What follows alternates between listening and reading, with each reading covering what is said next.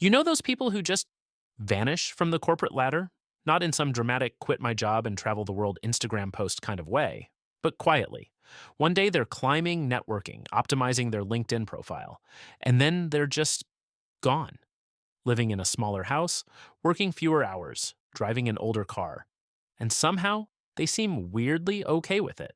While most people are grinding harder, adding certifications, angling for the next promotion, there's this entire group of people who've just quietly stepped off the treadmill. And according to research from the University of Bath published in 2023, their brains might actually process reward and status differently than the people still racing. Stay with me, because what I'm about to tell you will completely change how you see success, ambition, and what it actually means to win. Let's start with why most people stay in the race, because here's the thing: the rat race isn't some conspiracy, it's deeply, almost beautifully aligned with how human brains evolved. Your brain has this ancient system called the mesolimbic pathway. It's your reward circuit, and it lights up like a Christmas tree when you get promoted, when your salary increases, when someone important validates your achievement. A 2019 study from Cornell University found that status rewards activate the same neural pathways as food, sex, and addictive substances. Your brain literally treats a job title upgrade like a hit of dopamine, but it goes deeper than that. We're tribal creatures. For 300,000 years, your survival depended on your position in the social hierarchy. Higher status meant better mates, more resources, protection from the group. So your brain evolved to be obsessed with climbing. It's not shallow, it's survival instinct dressed in a business suit. And modern capitalism? It's built a near perfect dopamine delivery system. Small wins, constant feedback loops, visible metrics. You hit your quarterly target, you get a bonus. The bonus funds a lifestyle upgrade. The lifestyle upgrade requires the next bonus. Psychologists call this the hedonic treadmill, and research from Princeton University shows that it keeps resetting your baseline for what feels like enough. So most people aren't weak or brainwashed for staying in the race. They're just following 300,000 years of evolutionary programming that says climb higher, earn more, gain status, secure your position. Their brains are working exactly as designed. But then there are the others, the people who get to a certain point on the ladder and just step off, not down, not up, off. They take the job with better hours and worse titles. They move to the cheaper city. They stop caring about the metrics that used to define them. And from the outside, it looks like they've given up. Except they haven't. Here's what nobody tells you: their brains might actually be processing the same information differently. A fascinating 2021 study from the London School of Economics tracked people who voluntarily downshifted their careers. What they found was striking. These individuals showed different patterns of activation in the prefrontal cortex when evaluating trade offs between money and time, status, and autonomy. Essentially, when most people's brains see more money, the reward centers fire. But for the quiet exiters, the activation was muted, not absent, muted. Like their brains had somehow recalibrated what registers as rewarding. Now, before the comment section explodes, this isn't about one brain being superior. Both are valid responses to modern life. But understanding why some brains make this shift is where things get really interesting. For most people who quietly exit the race, there's a moment, not always dramatic, often subtle, but a moment when the equation changes. Sometimes it's burnout. Dr. Christina Maslach's research at UC Berkeley on occupational burnout shows that chronic workplace stress literally reshapes your brain's threat detection systems. After enough years of high pressure performance, your amygdala, that ancient alarm system, starts treating your inbox like a predator. The rat race stops feeling like progress and starts feeling like survival. Sometimes it's a health scare. You're 42, and your doctor uses words like pre-diabetic or stress-induced hypertension. Suddenly, the corner office feels less like an achievement and more like a slow-motion suicide. Sometimes it's watching a parent die with regrets, sitting in a hospital room while your father whispers that he wishes he'd worked less, traveled more, known his grandkids, and something in your brain just clicks. But here's what's fascinating. According to research from the Journal of Positive Psychology published in 2020, the people who successfully exit the race often share a specific cognitive trait. They score higher on what psychologists call temporal discounting flexibility. Basically, their brains are better at valuing future well-being over immediate status gains. Most human brains heavily discount the future. A reward today is worth way more than the same reward tomorrow. It's why we eat the cookie, skip the gym, take the promotion that'll wreck our health in 5 years. But some brains, either through genetics, experience, or conscious rewiring, can actually feel future you as vividly as present you. When they imagine themselves at 65, exhausted and wealthy, it feels real enough to compete with the dopamine hit of today's achievement. That's not weakness. That's a different kind of intelligence. Let's talk about what goes into the decision to exit. Because it's not simple. It's not just work less, stress less. There's a complex psychological equation happening. First, there's identity dissolution. Your job title has been your answer to what do you do for years, maybe decades. It's how you introduce yourself at parties, how you measure yourself against old classmates, how you know if you're winning. A 2018 study from the University of Michigan found that career identity is so deeply embedded that losing it triggers the same neural patterns as grief. When you step off the ladder, you have to answer the question, who am I if I'm not climbing? Second, there's social pressure. Your brain is wired to care what the tribe thinks. When you downshift, you're violating the social contract. People will ask if you're okay, if you got fired, if you're having a crisis. Their concern is genuine, but it's also an immune response. You're deviating from the script, and that makes people uncomfortable. Research from Yale University shows that people who make unconventional life choices often face what psychologists call social comparison anxiety. You're at the dinner party, and someone asks what you're up to. You say you're working part time so you can garden and read. The conversation gets weird because you've just reminded everyone else that they made different choices, and maybe those choices aren't making them happy. Third, there's financial fear. Real, legitimate fear. You're earning less, saving less. Your retirement projections look different. What if you're making a massive mistake? What if future you is broke and bitter? Studies from the Financial Psychology Center show that downshifters report higher anxiety about money even when their actual financial situation is stable, because they've lost the upward trajectory that felt like safety. And fourth, there's the loss of the game itself. Here's something that sounds contradictory, but stay with me. Some people actually miss the stress. They miss the clear metrics, the competition, the adrenaline of high stakes performance. Research on achievement motivation shows that high performers often get addicted not just to the rewards, but to the challenge itself. When you exit the race, you lose that structure, that clarity, that sense of measurable progress. So the quiet exiters aren't escaping into some blissful, stress-free paradise. They're trading one set of problems for a completely different set. Here's where things take a turn. You'd think people who exit the race would be happier, right? Less stress, more time, more autonomy, and some studies show exactly that. Research from the University of Oxford found that people who prioritize time over money report higher life satisfaction.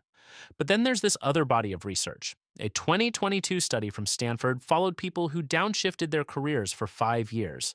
And what they found was more complex. Yes, these people reported lower stress. Yes, they had better work-life balance. But they also reported something unexpected, a kind of existential anxiety. Without the external structure of achievement, they had to figure out what actually mattered to them. And that's terrifying. When you're in the race, your goals are clear: make more money, get promoted, hit the targets. But when you step off, you have to decide what you're optimizing for. And most people have never actually asked themselves that question. Some people discover they were using career achievement to avoid deeper questions about meaning and purpose. The race was a distraction from the fact that they didn't know what they actually wanted from life. So when they exit, they don't find peace. They find themselves face to face with questions they've been running from.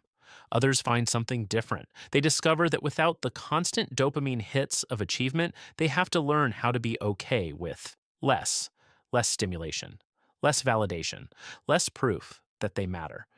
And that's a genuinely difficult psychological adjustment. Dr. Laurie Santos at Yale calls this hedonic adaptation in reverse. You're teaching your brain to find reward in things that don't trigger the same neural fireworks. It's retraining your entire reward system. And it's hard. But here's what people who successfully exit the race often discover: a completely different kind of freedom. They're no longer making decisions based on what looks impressive to other people. They're making decisions based on what actually feels good to them.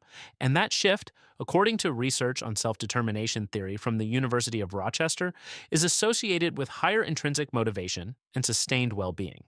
When you're in the race, you're always comparing, always measuring, always checking if you're ahead or behind.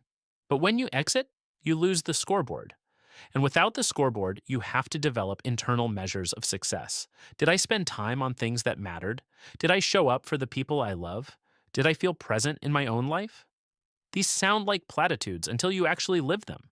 Then they become radical. People who exit often develop what psychologists call locus of control flexibility. They stop needing external validation to know if they're doing okay. They trust their own judgment more.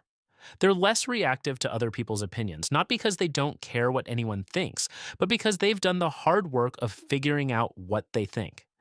And here's something beautiful. Many of them report experiencing time differently. When you're in the race, time is a resource you're constantly running out of. It's the enemy. It's what you're trying to hack and optimize and maximize. But when you exit, time can become something else, a space to inhabit, a medium for living. Research from the Journal of Happiness Studies shows that people who work fewer hours report experiencing time as moving more slowly, not in a boring way, in a present way. They notice seasons changing, they remember their weeks, they feel less like they're skimming across the surface of their own lives. Let me tell you something that'll mess with you.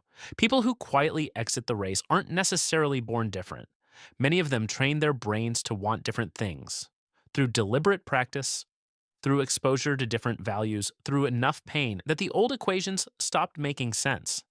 A 2023 study from the University of Pennsylvania looked at neuroplasticity in adults who made major lifestyle changes.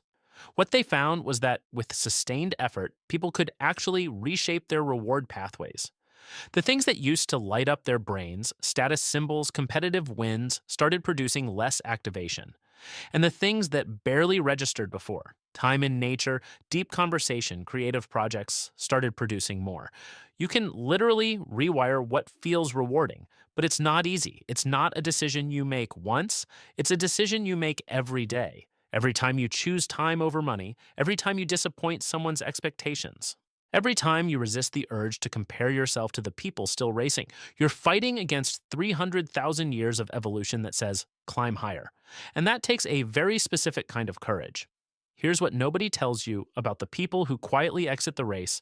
They're not giving up. They're choosing a harder game. The race has clear rules, clear metrics, clear ways to know if you're winning. But the life after the race? That's ambiguous. That's uncertain. That's a game where you have to define the rules yourself. And that takes more psychological strength than most people realize. These are people who can tolerate the discomfort of other people's judgment, who can sit with financial anxiety without letting it drive every decision, who can face existential questions about meaning and purpose without running back to the safety of achievement metrics, who can rebuild their identity from scratch not around what they do, but around who they are. That's not weakness. That's not failure. That's a kind of emotional resilience that most people never develop because they never have to. So if you're someone who's quietly exited the race or thinking about it, here's what you need to hear. You're not broken. You're not unmotivated. You're not settling or giving up or failing to reach your potential. Your brain has just recalibrated what it considers rewarding. And that recalibration might be the most intelligent thing you've ever done. You're not broken, you're trained. Trained by experience, by values, by a vision of a good life that doesn't fit the standard template. And that training is valuable even when it's lonely. The people still in the race aren't wrong. They're following valid evolutionary drives toward security and status. But you're following something else, a drive toward autonomy, toward presence, toward a life that feels like yours. Both are legitimate. Neither is superior. They're just different optimization strategies for different values. And if you're struggling with it, if you're anxious about money or identity or what people think, that doesn't mean you made the wrong choice. It means you're human. You're navigating a path that doesn't have a map. That's supposed to be hard. But you're not alone in it. There's a whole quiet community of people who've made the same choice, who understand the trade-offs, who know what it costs to step off the treadmill, and who've decided that what they gain, time, autonomy, presence, peace, is worth what they lose. That's not just psychology. That's poetry in motion. The rat race will always be there. The ladder will always exist. And some part of you might always wonder if you should climb back on. But here's the thing, you can't unknow what you know now. You can't unfeel the relief of stepping off. You can't unlearn the fact that there are other ways to measure a life well lived.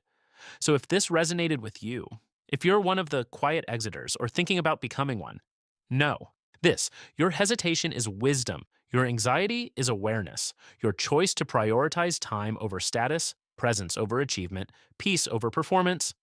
That's not failure, that's evolution. If you found yourself in this video, consider checking out my next one on the psychology of people who need very little to be happy. And if you want to support this channel and get early access to videos like this, there's a join button below. Either way, thanks for being here. You're not broken. You're not lazy. You're not missing out on some fundamental human drive. You're just playing a different game. And maybe, just maybe, you're winning.